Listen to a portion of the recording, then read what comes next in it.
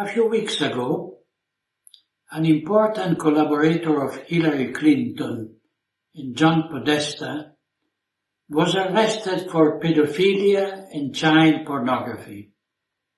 I'm referring to Slade Sommer, a man with ties to the world of Broadway and cinema,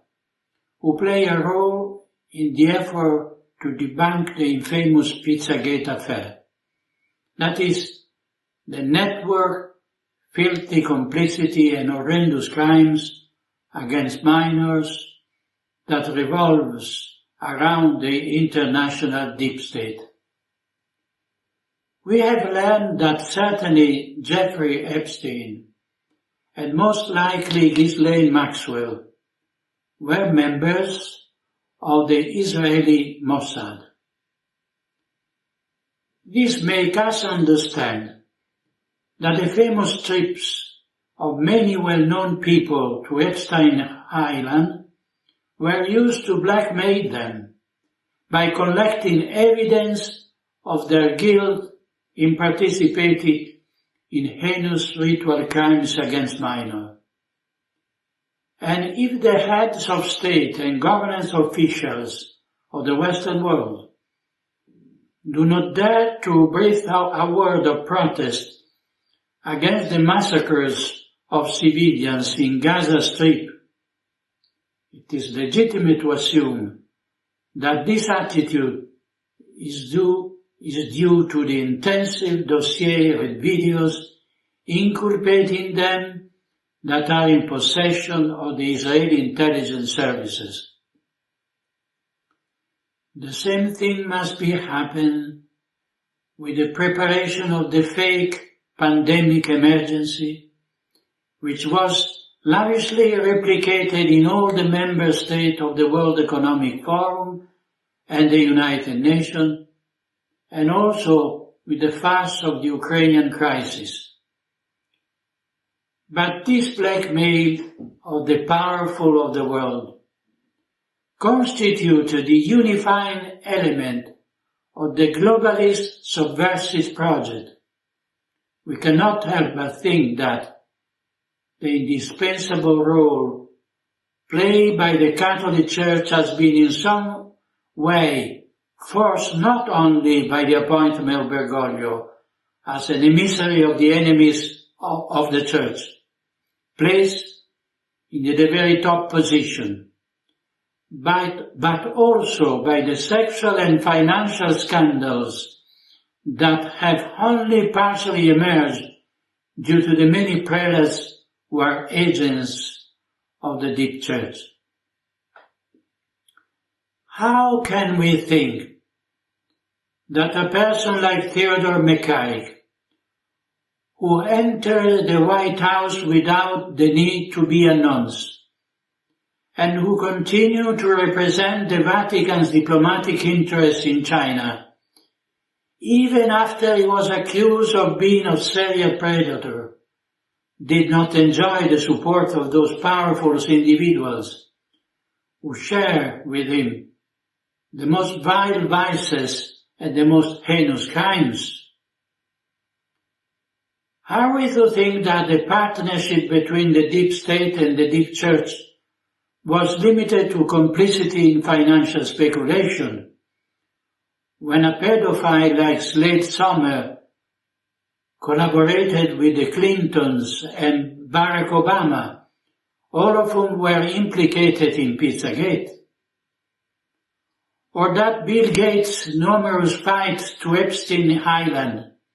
along with those of numerous actors, rulers, politicians, bankers, and VIPs, have nothing to do with the network or complicity of the Lavender Mafia. From the leaked emails in the WikiLeaks case, we know that John Podesta was working on behalf of Hillary Clinton and Obama, the globalist elite in general, to promote a color revolution within the church that was supposed to oust Benedict XVI from the papacy, elect an ultra-progressive pope, has substantially modified the Catholic magisterium by making it accept the demands of the Agenda 2030. So, gender equality, the introduction of the gender ideology and the LGBTQ plus doctrine, the democratization of the church government, collaboration in the new Malthusian project of the Great Reset, cooperation of immigration and cancel culture. It seems clear to me that this subversive project has found perfect realization in the appointment of Bergoglio. As I use the word appointment deliberately, and that is confirmed by his consistent pattern of act of governments and magisterial teaching, both public and private, over the course of this most inauspicious decade. An action that has in fact carried out the wishes, the desiderata, or rather the mandates, the mandata, of the orders of the elite, point by point, in such a precise way as to be unequivocal. Gender equality with the opening of roles in ecclesiastical government and ministry to women, the moral legitimization of sodomy and gender ideology, with the admission of the sodomized and transsexual to the role of godparents and being witnesses at weddings, fake democratization, following the model of oligarchies in the civil sphere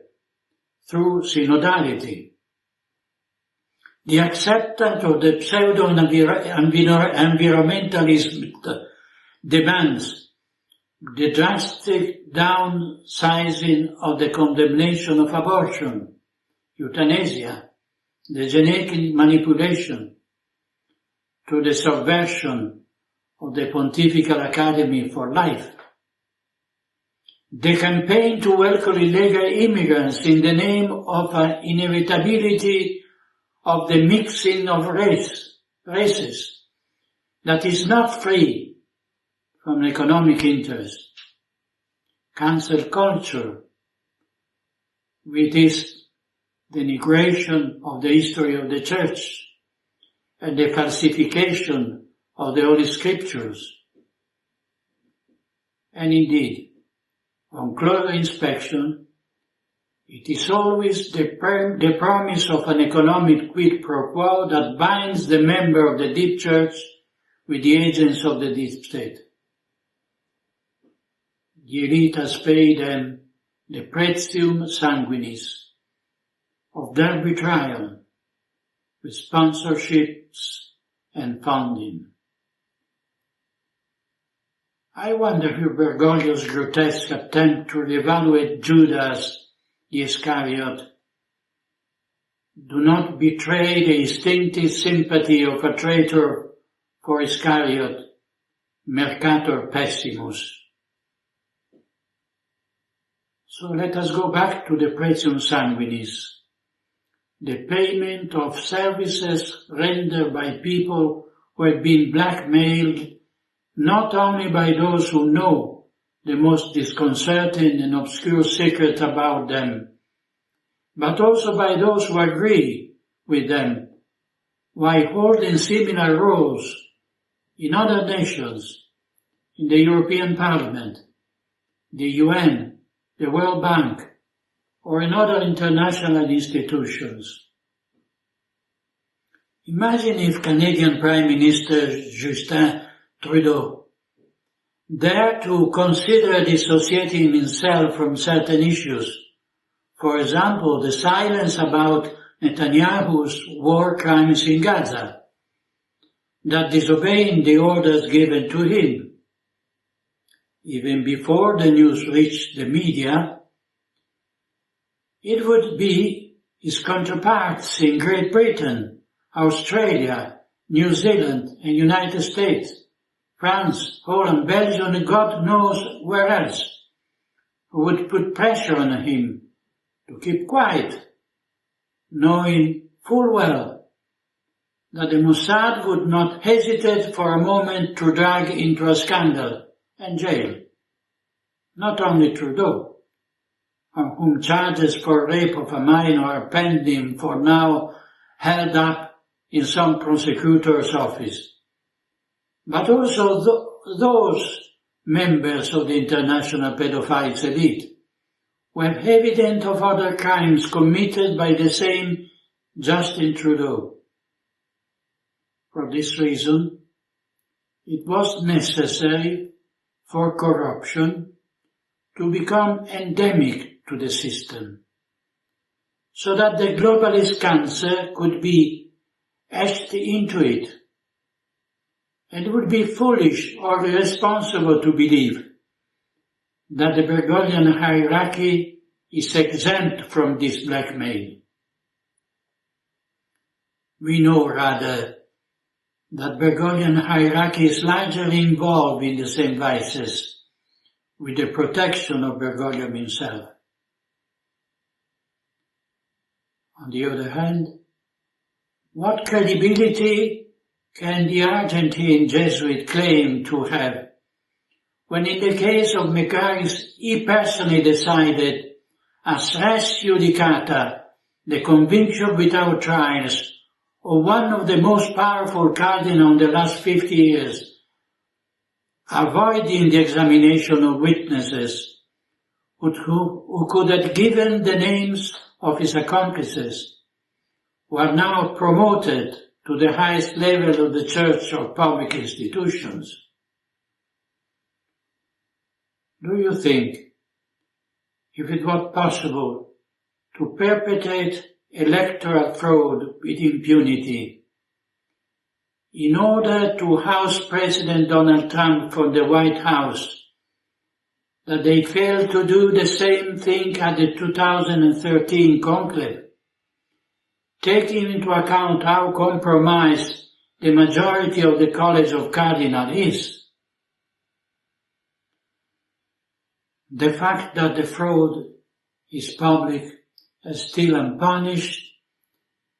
is, if anything, an aggravating circumstance stemming from the arrogance of believing one's omnipotence and invincible.